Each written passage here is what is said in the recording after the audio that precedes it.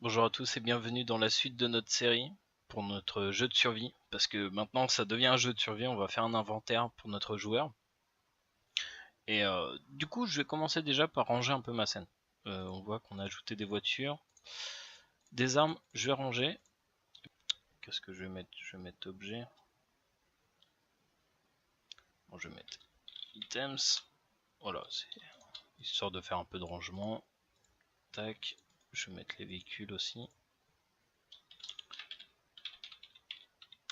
Véhicules. Tac. Bon, vu qu'on est un peu en anglais. Vehicles. Ok. Voilà, histoire de faire un peu de rangement. D'ailleurs, je pourrais mettre dans mon global le spawn du player. J'ai un peu besoin. Donc, on avait déjà implémenté des sortes de slots qu'on peut sélectionner avec la molette de souris ou les touches alpha. 1, 2, 3, 4, 5. 5, ouais. Et en fait, chaque slot pouvait prendre une arme et en appuyant sur E, sur une arme, ça ramassait et ça la mettait directement dans notre slot. Et on pouvait l'utiliser. Et on pouvait quand même changer de slot, prendre les mains vides, prendre une autre arme. Et si l'arme était exactement pareille, on changeait l'arme du slot.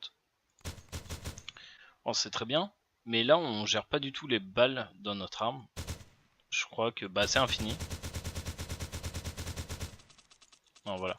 On a des balles, mais en fait je peux recharger à l'infini. On n'a pas de nombre de chargeurs, tout ça. Et pour ça, il faudra mettre par exemple des balles au sol, qu'on puisse les ramasser et les mettre dans un inventaire. Ou même, d'ailleurs, faudrait faire genre des boissons ou des trucs qu'on peut manger. Mais tout ça, on va le gérer dans un inventaire. Ça sera beaucoup plus simple que d'ajouter des cases pour chaque type d'objet. Donc on va faire ça dans cette petite série de 3-4 épisodes, je pense. Peut-être un peu plus si on va assez loin. Pour commencer, on va cacher nos slots ici. Alors c'est dans le canvas, pardon. J'ai canvas weapon, c'est quoi ça? Crosshair. Il va falloir changer des noms ou des trucs comme ça, je pense, plus tard. Slot arms. Alors, on désactive pas, hein, sinon on risquerait d'avoir des problèmes avec les scripts et la recherche des slots, tout ça. On va juste cacher le canvas. Paf. Il est plus affiché. Ça fonctionne quand même, on n'en aura pas besoin pour le moment. Donc on va créer l'inventaire. Alors je crée un canvas. Ça sera que pour le visuel. Inventory. Alors vous avez plusieurs solutions. Soit comme ce qu'on fait depuis le début, on met le canvas extérieur au player. Hein, on donne juste des références. Mais on peut mettre aussi les canvas sur le joueur. C'est vrai que là pour l'instant, notre joueur n'a que des points d'éjection, des références pour afficher des trucs sur le joueur, pour que ça suive le joueur. Mais on peut très bien mettre un canvas sur le joueur. Par exemple, je pourrais mettre le canvas slot arms sur le joueur. Et dire que ce canvas est lié directement au joueur. On va chercher le joueur, on va chercher le canvas et puis on affiche nos armes par exemple. Vous voyez que ça se met automatiquement les tailles et tout ça. Et ça fonctionne exactement pareil.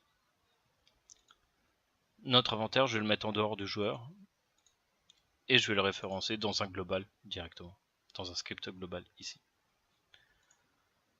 Alors je vais cacher ça. Je vais faire un truc très simple, on va faire des petits panels à la style un peu Rust. On va faire un truc très simpliste, je vais rajouter une image et je vais l'appeler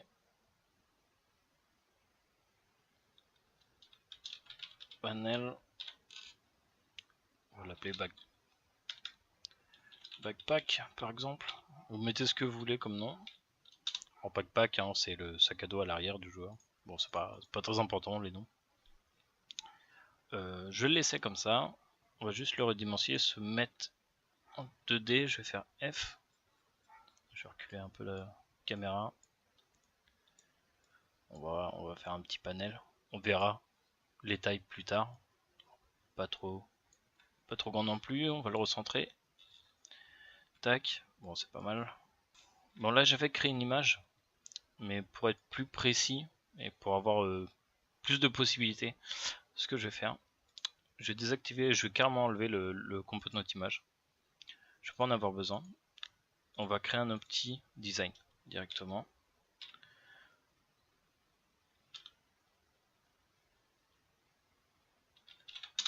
Design, qui va prendre la taille du panel. Alors je fais Alt, hein. Je reste appuyé sur Alt et je clique ici en bas. Ça prend automatiquement les tailles. Ça se scale auto. On va ajouter une image qui va être par exemple le fond, qui aura peut-être une couleur un peu sombre. Voilà, ici, est-ce que j'en ai déjà? C'est pas assez sombre. On va prendre celle-là.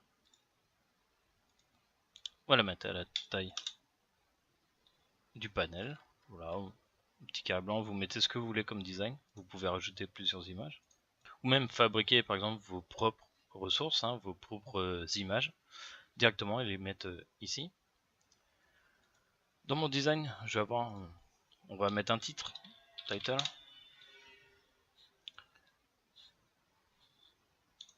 Le titre, il va être en haut. Alors ce qu'on pourrait faire pour le titre, c'est par exemple ici, le mettre là. Ici, alors on voit qu'il se met comme ça parce que son centre est là. Tac. Le point, le pivot. Alors je sais pas pourquoi j'ai ça. Ok. Son pivot là, on voit qu'il est au centre de mon titre et moi je vais mettre mon titre un peu au-dessus. On va faire un petit cadre. Du coup, ce que je vais faire, c'est que ce pivot là, je vais le déplacer en bas. Alors on peut le déplacer à la main. Vous voyez qu'il y a même des lignes pour que ce soit un peu plus précis. Alors ben, ça a tout changé du coup. Et là on va mettre 0. Je vais mettre mon pivot en bas. Et sur sa position Y sera 0 par rapport à son parent. Et j'avais dit que son parent, on prenait le dessus. Voilà, c'est Unity bien pour ça, c'est que c'est assez simple. Une fois qu'on a compris comment fonctionnait tout ce qui est encre et pivot, on peut aller très très vite. En taille, je vais mettre par exemple 30 et on va mettre même 300 peut-être. Sur mon titre, on va avoir un fond. Je vais prendre la même. On va le scale à son parent, à title, et on va mettre un petit texte. Par exemple, backpack. Grossièrement, c'est l'inventaire. Je vais le centrer, je vais mettre en blanc, sans qu'on le voie bien. Tac, bon il est un peu grand mon truc. Tac, on va peut-être raccourcir un peu. Si je mets 250, même 200, c'est pas mal. Alors on voit pas trop le contour. On peut faire des trucs assez sympas. Alors par contre j'ai laissé image, je vais l'appeler font. Ou background, vous l'appelez comme vous voulez. Par contre on peut ajouter par exemple... Oh, qu'est-ce que j'ai fait? On peut ajouter par exemple une petite image derrière le fond. Hein, il va se mettre derrière le fond.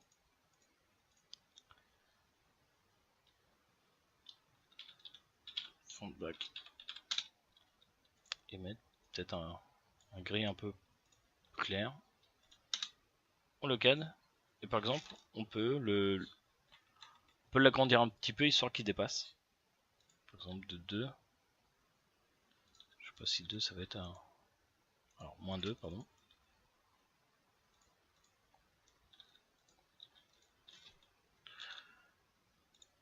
Voilà, ça fait une sorte de cadre. On le voit bien ici dans cette game. Voilà, ça fait un truc pas trop moche. On pourrait même mettre un cadre sur le design. CTRL D, je vais copier le fond d'origine. Fond de back. Wow. Mais c'est pareil, hein, c'est du design, vous faites comme vous le souhaitez, vous mettez des images ou des trucs comme ça. Et ça pour marcher.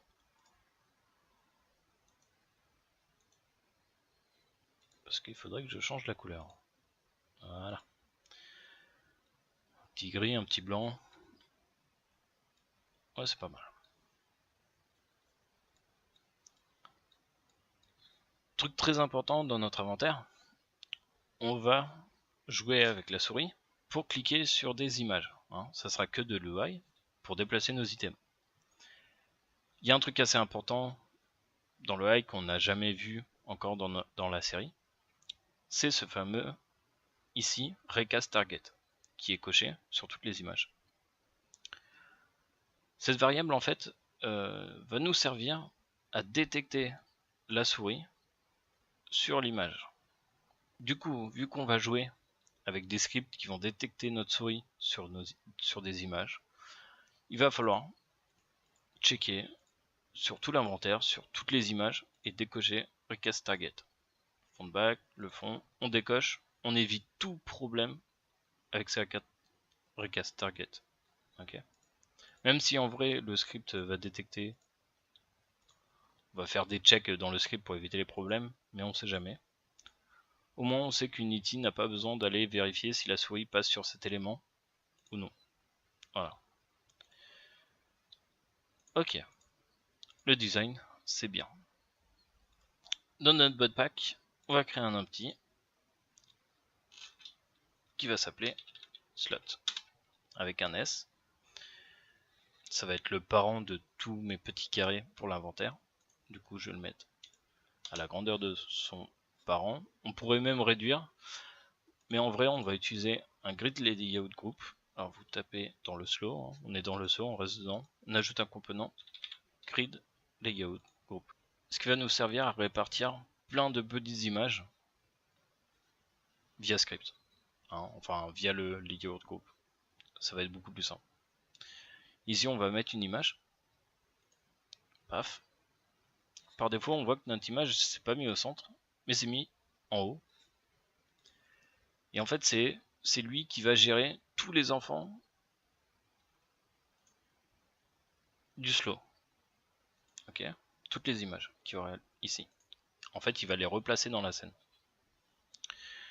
D'ailleurs, on peut voir que notre image, ici, son rect transform, ça, pour modifier sa position, et ben elle est bloquée ici, en top left, ici en fait, hein, par rapport à son parent, en haut de son parent ici. Alors forcément, sa position X et Y sont bloquées, ainsi que sa largeur et hauteur. Et c'est son parent qui va tout faire. Donc ici, par exemple, alors 100 par 100, ça va être un peu gros. Je vais me rapprocher ici, par exemple, et je vais mettre...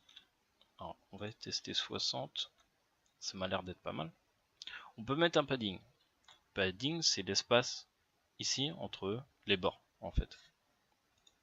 Par exemple, on pourrait mettre 10 partout. Voilà, on se décale un peu du bord. De 10. 10 unités. Pour faire un test, on pourrait mettre plusieurs images. Alors, je clique sur image et puis je vais faire un CTRL D. Je vais en mettre plein. Ah, ça s'ajoute bien, mais on voit qu'elles sont vraiment collées les unes sur les autres. Et on voit qu'il y a un bord un peu plus large que l'autre. On va régler tout ça. Oh, c'est un peu du pifomètre. Hein. Tac, tac, tac. On peut effectuer un spacing. Hein. Laisser un espace sur l'axe X, par exemple, de 10. Alors c'est peut-être un peu gros, 10. On va mettre 5, peut-être. Et aussi sur Y. Ouais, ça commence à ressembler à quelque chose. Alors ici on voit qu'il nous met pas d'autres images. En fait, il place la première, il place la deuxième, suivant l'espacement, tout ça. Là, il veut pas, parce qu'il n'y a pas assez d'espace, du coup il la met en dessous. Et il continue, il continue, il continue. On va modifier notre panel directement. Hein, le parent, le panel. 1, 2, 3, 4, 5. Ouais, 5 slots, c'est bien en largeur. Mince. On va le modifier un peu à l'arrache. On va le replacer en X en 0. On voit qu'on a des chiffres pas très... avec plein de virgules. Si on enlève ça, ça ne change rien. 477, si on met 480 hauteur, voilà, c'est pas très mal. Si vous voulez vraiment centrer vos slows sur une image et que vous vous voulez vraiment bien centrer. Parce que là, ici, on voit que il se place ici, en fonction du corner gauche, enfin en haut à gauche. Hein. Il commence ici, il met le deuxième, troisième, et puis il descend. On peut le placer par exemple par rapport à son milieu. On voit que son centre de pivot est ici, au grid, à la grille. Du coup, voilà, mais il va commencer par en haut quand même. On peut par exemple le centrer. Là, on sait qu'on est très bien centré. Bon, c'est pas mal. Ici, on a nos images.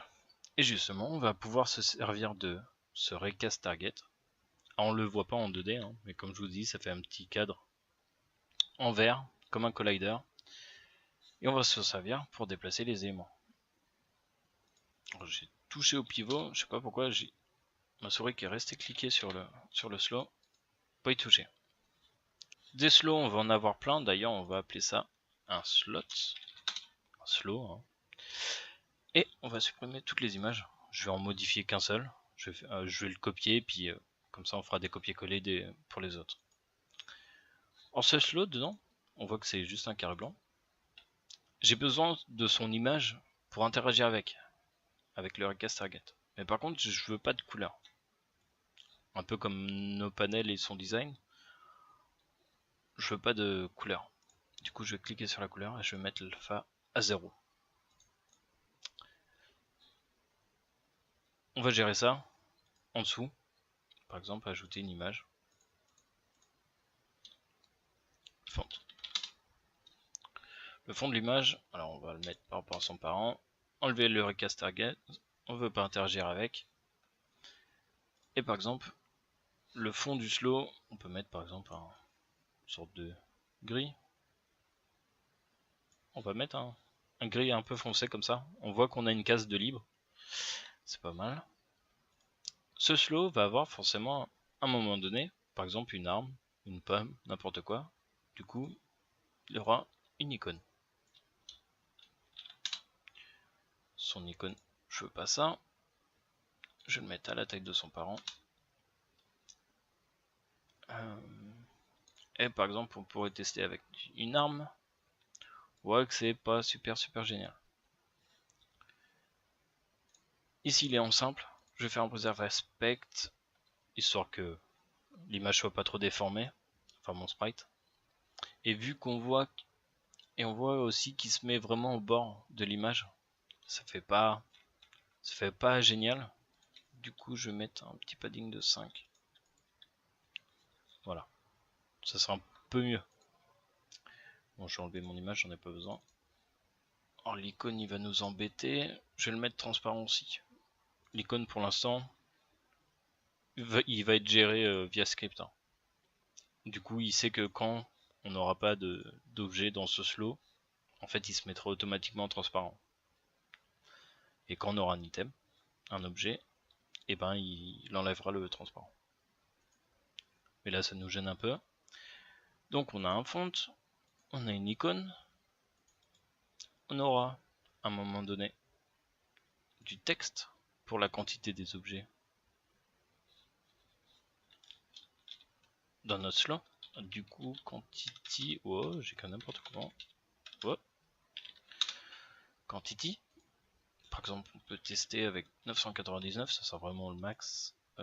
Alors, on va essayer de replacer ça correctement. Si je le mets ici,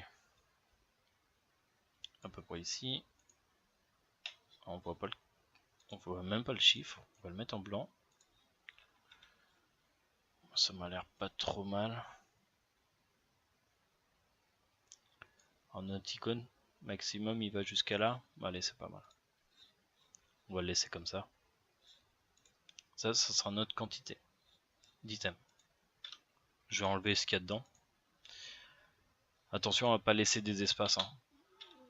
Par exemple, si là je fais entrer, on pense qu'il n'y a rien dans cette case. Et en fait, si on va au-dessus, il y a... voyez. En fait, il y a tout ça comme espace. Les espaces, hein, c'est vraiment des caractères. Du coup, si un jour j'écris par exemple 1, il est pas affiché, hein, parce qu'il y a, je sais pas, une vingtaine d'espaces avant le 1. Ok. Donc faites attention à bien tout supprimer. Revenez bien en haut. De toute façon, le script va changer le texte, cette variable. Mais bon, enfin, va remplir cette variable. Mais on sait jamais. Donc on a nos slots. Ce qui serait bien, à un moment donné, c'est que on a notre backpack, notre souris va passer par-dessus ce slow. Et ça serait bien qu'on puisse afficher un petit truc visuel pour dire « Hé, ta souris, elle est bien sur ce slow ». Parce qu'il y en a plein et c'est pas évident de suivre la souris. Du coup, on va mettre une image qu'on va appeler par exemple select ou enter. Enter pour dire qu'on est passé sur le slow. Bon, cette image, je vais la mettre à taille 200 par an. On va mettre une petite image bleue. Tiens, ça s'appelle bleu. Pas besoin du recast target. Ok. Bon, c'est une image très très grande. Ça va faire mal aux yeux, je pense. Du coup, on va peut-être faire ça. Ça fera un petit trait bleu au-dessus du slow. Je pense que c'est pas mal. On va laisser, on testera. De toute façon, c'est que du design, du coup, on peut changer comme vous voulez l'image. Et on aura, bon, je l'avais mis avant, mais c'est le select. Select, qui lui, c'est quand on aura cliqué sur un slow, et par exemple qu'on déplacera un item, et ben le slow sera en orange, par exemple. Comme ça, on sait d'où vient l'item qu'on est en train de transporter, qu'on est en train de déplacer. C'est ce que j'avais ajouté dans mon inventaire, c'est beaucoup plus simple. Par contre, ce que je vais faire, je vais copier le truc du dessus.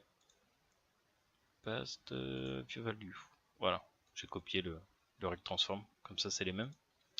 Et lui, on va le mettre en orangé, j'en ai un ici. Parfait.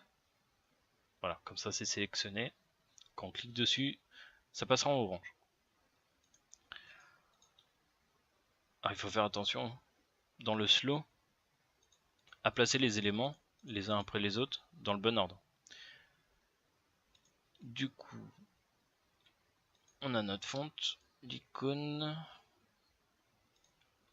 Du coup, Enter et Select, je pense que c'est un peu avant l'icône. Que l'icône passe par-dessus et que la quantité passe par-dessus l'icône. Et le fond vraiment derrière. Je pense que c'est pas mal.